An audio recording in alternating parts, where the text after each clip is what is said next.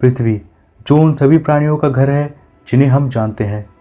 इसकी उम्र ब्रह्मांड की उम्र की 1/3 है और यह ब्रह्मांड की सबसे सुंदर जगह है। इस ग्रह में हरे भरे पेड़ पौधे, निर्मल नदियाँ, साफ वायुमंडल और विशालकाय पर्वतें मौजूद है। यह एक तारे की परिक्रमा करती है जो हमें गर्म रखता है और हमें ऊर्जा प्रदान करता है। परंतु आखिर इसकी उत्पत्ति कैसे हुई और यह किस चीज़ का बना है, आइए जानते हैं। दोस्तों, वीडियो को शुरू करने से पहले अगर आपने अभी तक हमारे चैनल को सब्सक्राइब नहीं किया है तो अभी सब्सक्राइब कर लें। 4.6 अरब वर्ष पहले पृथ्वी की उत्पत्ति सौरमंडल में मौजूद बड़े बड़े चट्टानों से हुई थी, जो गुरुत्वाकर्षण के कारण आपस में जुड़ने लगे थे। इन चट्टानों ने आपस में मिलकर एक बहुत बड़े पिंड की रचना की, जिसे आज हम प्लैनेट कहते हैं। इस प्रक्रिया को होने में करीब 10 से 20 मिलियन वर्षों का समय लगा था। इस समय पृथ्वी बहुत ही गर्म थी और यह द्रव अवस्था में थी।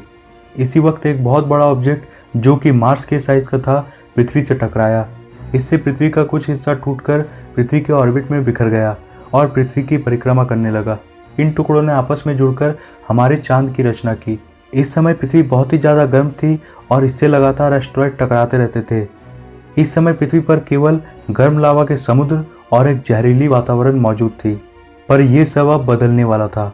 धीरे धीरे पृथ्वी का तापमान ठंडा होने लगा। पृथ्वी के अंदर मौजूद जल पृथ्वी की सतह पर आने लगी। ये जल पृथ्वी से टकराने वाले चट्टानों के साथ आया था। गर्म तापमान के कारण जल वाष्प में बदल गया और पृथ्वी के आकाश में बादलों की रचना हुई। इन बादलों से बारिश हुई और पृथ्वी का तापमान गिरने लगा। वर्तमान में पृथ्वी पर मौजूद पानी का वॉल्यूम पृथ्वी के वॉल्यूम की तुलना में मात्र 0.02% है। पृथ्वी की सतह का 71% हिस्सा पानी से ढका है और 21% हिस्सा भूमि है। इसमें से 97.5% खारे पानी के रूप में है और सिर्फ 2.5% ही पीने लायक मीठा पानी मौजूद है। इस मीठे पानी का 69% हिस्सा ग्लेशियर्स में बर्फ के रूप में जमा है, 30% हिस्सा भौमजल के रूप में धरती के अंदर है और केवल 1% ही सतह पर शेष बची पानी है। लेकिन इस 1% पानी का अधिकतर भाग बर्फ के रूप में पहाड़ों पर जमा है और केवल थोड़ा सा हिस्सा ही हमारे लिए झीलों, नदियों और कुओं में मौजूद है। अब जैसा कि पृथ्वी पर बारिश हो रही थी, पृथ्वी का तापमान धीरे धीरे ठंडा हो रहा था और पृथ्वी की सतह पर समुद्रों का निर्माण होने लगा। पृथ्वी के अंदर मौजूद टेक्टोनिक प्लेट्स में हलचल होने लगी। इन प्लेट्स के आपस में टकराने की वजह से पर्वतों का निर्माण हुआ और प्लेट्स के एक दूसरे के दूर जाने की वजह से गहरे गड्ढों का निर्माण हुआ। इसी प्रकार पृथ्वी की सबसे ऊंची पर्वत माउंट एवरेस्ट और सबसे गहरी ट्रेंच मैरियाना ट्रेंच का निर्माण हुआ। हमारे नज़रिए से सतह पर मौजूद ये पर्वत बहुत ही ज़्यादा बड़े और ये ट्रेंच बहुत ही ज़्यादा गहरे हैं। लेकिन जब आप सतह के नीचे मौजूद क्रस्ट सेक्शन को देखोगे तब आपको पता चलेगा कि ये कितने छोटे हैं। धरती की सबसे ऊपरी परत जिस पर हम खड़े हैं उसे क्रस्ट कहते हैं, जो करीब 50 किलोमीटर चौड़ी है। क्रस्ट के बाद आती है मैंटल, जिसकी चौड़ाई करीब 2900 किलोमीटर है और ये धरती की सबसे मोटी परत है। मैंटल भी 2 परतों में बटा हुआ है, अपर मैंटल और लोअर मैंटल। इसके नीचे है आउटर कोर, जिसकी चौड़ाई करीब 2266 किलोमीटर है।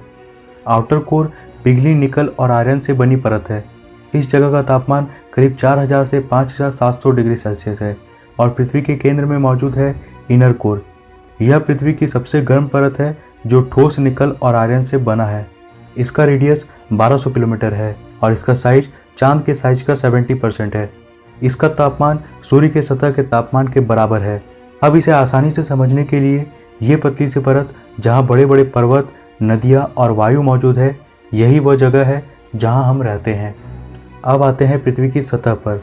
पृथ्वी की सतह पर वायु की एक मोटी परत है जिसे हम वायुमंडल कहते हैं।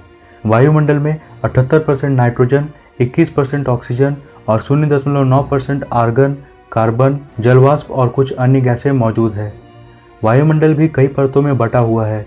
हम मनुष्य और सभी प्राणी इस वायुमंडल के सबसे निचली परत पर निर्भर करते हैं, जिसे ट्रोपोस्फेयर कहा जाता है। यह सतह से करीब 12 किलोमीटर ऊंचाई तक मौजूद है। इसके ऊपर है स्ट्रेटोस्फेयर, जहां ओजोन लेयर मौजूद है, जो हमें सूर्य से आने वाली हानिकारक किरणों से बचाती है। यह परत करीब 30 किलोमीटर ऊंचाई तक है। इसके ऊपर है मेसोस्फेयर, जो पृथ्वी की सबसे ठंडी जगह है, जहां का तापमान करीब -85 डिग्री सेल्सियस है। इसके ऊपर करीबन 80 किलोमीटर ऊंचाई से थर्मोस्फेयर की शुरुआत होती है और ठीक इसके ऊपर यानी सतह से 100 किलोमीटर ऊंचाई से अंतरिक्ष की शुरुआत होती है। इस जगह पर पृथ्वी खत्म होती है और अंतरिक्ष की शुरुआत होती है। इससे और आगे जाने पर हमें आयनोस्फीयर मिलता है और इसके आगे वायुमंडल की सबसे आखिरी परत एक्सोस्फीयर है, जो कि 10,000 किलोमीटर ऊंचाई तक मौजूद है। इस जगह पर वायुमंडल बहुत ही पतली है, लगभग ना के बराबर। पृथ्वी पर मनुष्य करीब 2 लाख वर्षों से मौजूद है, जो कि पृथ्वी की उम्र की मात्र 0.004% है, जो कि बहुत ही कम है। पूरे सौरमंडल में केवल पृथ्वी एक ऐसा ग्रह है जिसमें जीवन मौजूद है और हम बहुत ही भाग्यशाली है कि यह ग्रह हमारा घर है और हम इसके वासी हैं। अंत में मैं बस इतना ही कहना चाहूँगा कि हमें इस ग्रह की सम्मान करनी चाहिए और इसकी रक्षा करनी चाहिए। तो दोस्तों, आज के लिए बस इतना ही। अगर आपको वीडियो पसंद आया हो तो लाइक और शेयर ज़रूर करें। नीचे कमेंट करके बताएं कि आपको वीडियो कैसी लगी और चैनल को सब्सक्राइब जरूर करें ताकि आपको हमारी वीडियोस लगातार मिलती रहे। फिर मुलाकात होगी एक नई वीडियो में। तब तक के लिए नमस्कार।